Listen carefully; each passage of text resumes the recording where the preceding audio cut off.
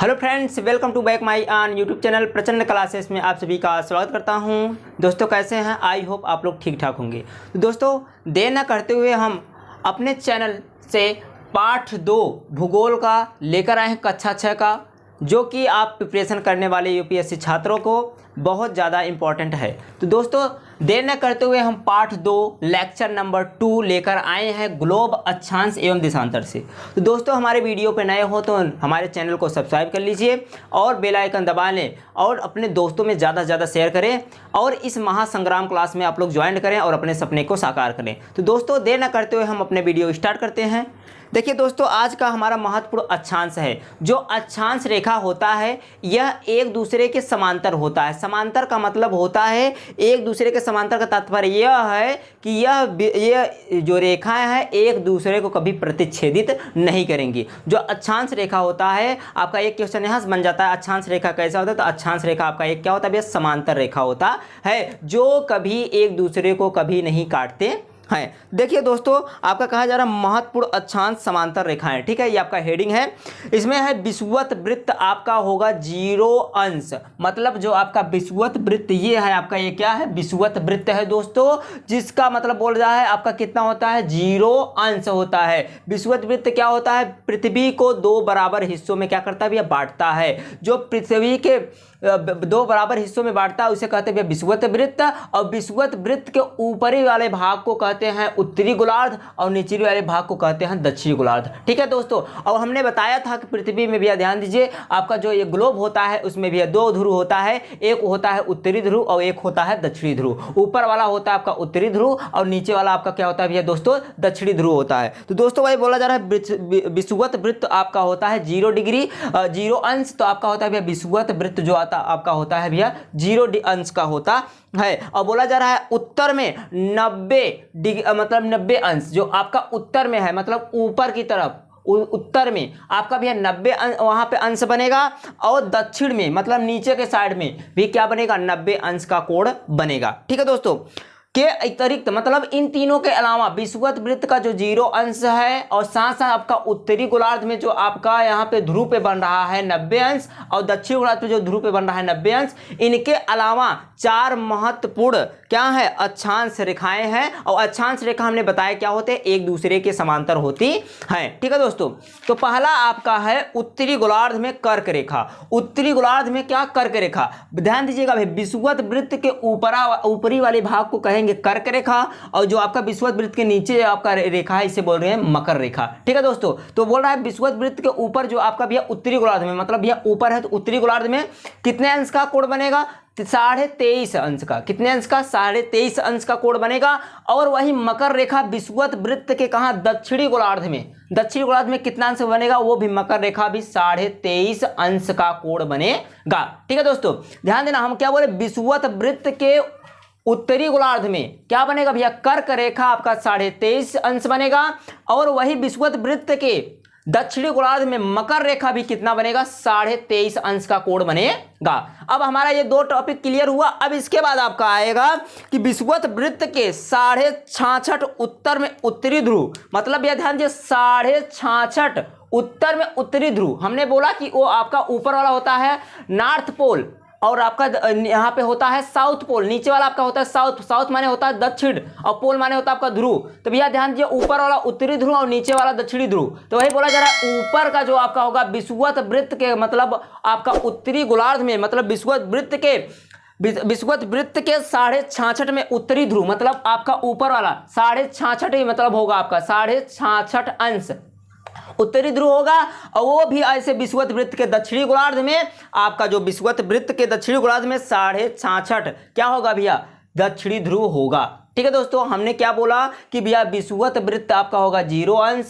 आपका जो आपका उत्तरी गोलार्ध होगा वहां पे आपका 90 अंश बनेगा और दक्षिणी गोलार्ध में भी आपका 90 अंश बनेगा। इन तीनों के अलावा आपका जो मकर रेखा होगा विषुवत वृत्त के भैया क्या होगा? दक्षिणी गोलार्ध में होगा। वो कितना बनेगा? 23.5 बनेगा। और विषुवत वृत्त के मतलब ऊपर वाला जो आपका उत्तरी गोलार्ध है वहां पे आपका कर्क रेखा बनेगा 23.5 डिग्री का कोण बनेगा।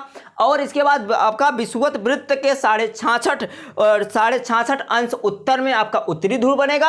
और वही आपका विषुवत विषुवत रेखा के 66.5 दक्षिण में आपका दक्षिणी ध्रुव बनेगा। मतलब दक्षिण में आपका भी यहाँ पे 66.5 बनेगा यहाँ पे आपका, और भैया ध्यान दीजिए आपका उत्तर में भी कितना बनेगा 66.5, ठीक है, ध्रुवों पर। ठीक है दोस्तों, अब आपका बोला जा रहा है पृथ्वी के ताप कटिबंध, मतलब जो आपका पृथ्वी है इस पे ताप का क्या कटिबंध होता है, इस पे हम लोग चर्चा करेंगे। बोला जा रहा है कर्क रेखा एवं मकर रेखा के बीच के सभी अक्षांशों पर सूर्य वर्ष में एक बार दोपहर में सिर्फ ठीक ऊपर होता है। कहने का तात्पर्य जो आपका कर्क रेखा है और मकर रेखा इसके मध्य में, इसके मध्य का मतलब इन दोनों के बीच, इन दोनों रेखाओं के बीच में जो आपका सभी अक्षांश पर सूर्य का जो आपका प्रकाश होगा वर्ष में एक बार, मतलब वर्ष में एक बार दोपहर के समय में सिर के ऊपर, मतलब यह ऊपर में क्या होता है, इसका मतलब सूर्य क्या होता है, दिखाई देता है। ठीक है, इसलिए इस क्षेत्र में सबसे अधिक उष्मा प्राप्त होती है तथा इसे उष्णकटिबंधीय कहा जाता है। कहने का तात्पर्य मतलब जो आपका कर्क रेखा है, मकर रेखा, इसके मध्य में साल भर में एक बार क्या दिखाई देता है, सूर्य ऊपर दिखाई देता है। इसलिए यहाँ का जो क्षेत्र होता है, यहाँ की जो क्षेत्र होता है, यहाँ की जलवायु बहुत उष्म, मतलब उष्मा प्राप्त होता है, मतलब सबसे अधिक उष्मा, मतलब बहुत ज्यादा गर्म प्राप्त होता है, इसलिए इसे उष्णकटिबंधीय कहा जाता है। ठीक है दोस्तों, आगे देखिए बोला जा रहा है कर्क रेखा तथा मकर रेखा के बाद किसी भी अक्षांश पर दोपहर का सूर्य कभी भी सिर के ऊपर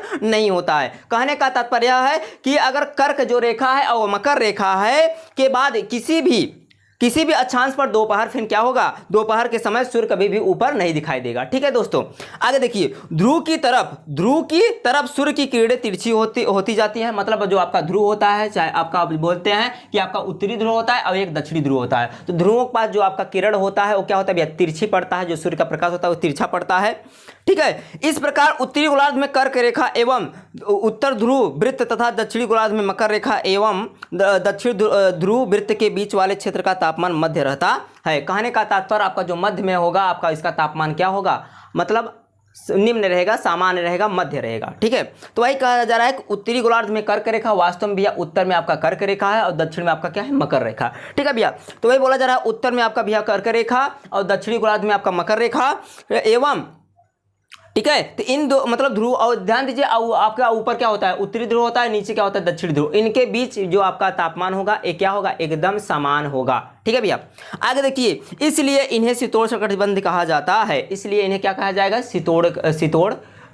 इसलिए क्या कहें, शीतोष्ण कटिबंध कहा जाएगा। ठीक है दोस्तों, जब आपका सूर्य ठीक मध्य में, मतलब आपके सिर के ऊपर रहेगा, तब वहां पे भैया ध्यान दीजिए कर्क रेखा और मकर रेखा के बीच में आपका जो बनेगा वहां पे मतलब अधिक उष्मा प्राप्त होगा, इसलिए उसे कहेंगे उष्णकटिबंधीय। और जब इसके बाद एक वर्ष में एक बार ऐसा होता है, इसके बाद जितने भी प्रकाश, सूर्य का प्रकाश पड़ेगा वो तिरछी पड़ेगा, जिससे आपका भैया ध्यान दियो वह क्षेत्र क्या हो जाएगा, शीतोष्ण कटिबंध कहा जाता है। ठीक है, वही आगे देखिए कहा जा रहा उत्तरी गोलार्ध में उत्तरी ध्रुव वृत्त एवं उत्तरी ध्रुव तथा दक्षिणी गोलार्ध में दक्षिणी ध्रुव तथा एवं दक्षिणी ध्रुव होता है। कहने का तात्पर्य बोला जा रहा है भैया उत्तरी गोलार्ध में आपका उत्तरी गोलार्ध, उत्तर मतलब भैया ऊपर, तो उत्तरी गोलार्ध में उत्तरी ध्रुव, मतलब उत्तरी गोलार्ध में उत्तरी ध्रुव होगा और दक्षिणी गोलार्ध में भी क्या होगा भैया, दक्षिणी ध्रुव होगा। ठीक, और होता है वास्तव में, तो बोला जब ऐसा होता है तो बीच में क्षेत्र में बहुत ठंड होती है। कहने का तात्पर्य होता है, मतलब जब यह ध्यान दीजिए उत्तरी गोलार्ध में उत्तरी ध्रुव वृत्त एवं उत्तरी ध्रुव हो,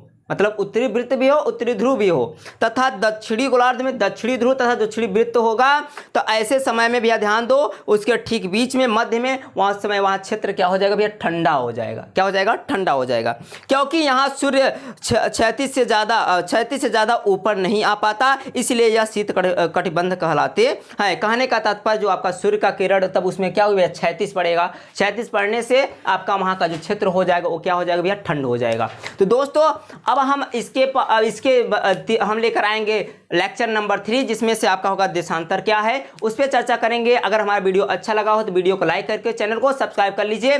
और दोस्तों अगर आपको NCERT बुक कलेक्ट करना चाहते हो तो हमारे निजी नंबर पर संपर्क करें, जिसे आपको मतलब फ्रंट पे दिखाया जाएगा, आप नंबर से हमें व्हाट्सअप करें और इसके बाद आप NCERT बुक 6 से लेकर 12 तक कलेक्ट कर सकते हैं। तो दोस्तों आज के लिए बस इतना ही, मिलते हैं नेक्स्ट वीडियो में। जय हिंद, जय भारत, राधे राधे।